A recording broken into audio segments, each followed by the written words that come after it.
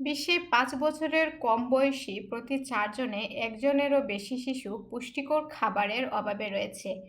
শিশুর বিকাশের জন্য প্রয়োজনীয় পুষ্টিকর খাবারের মারাত্মক ঘাটতি রয়েছে তাদের, এমনই সতর্ক বার্তা দিয়েছেন জাতিসংঘের শিশু বিষয়ক সংস্থা ইউনিসেফ।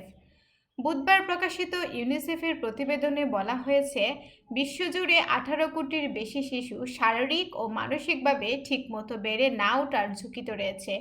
প্রতিবেদনের সঙ্গে যুক্ত হ্যারিয়েট টলেস বলেন, শুধু ২টি বা তার চেয়ে কম খাদ্য উপাদান খেয়ে বেঁচে আছে এমন শিশুরা মারাত্মক খাদ্য ঘাটতিতে রয়েছে। এই সময়ে এটা খুব দুঃখজনক।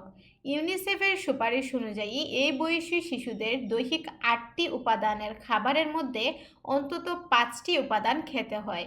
এগুলো হলো মায়ের বুকের দুধ, শস্য, মূলজাতীয় খাবার, কন্দ এবং কলা, ডাল, বাদাম এবং বীজ জাতীয় খাদ্য, মাংস, মুরগি ও মাছ, ডিম, ভিটামিন এ সমৃদ্ধ খাবার, অন্যান্য ফল ও সবজি।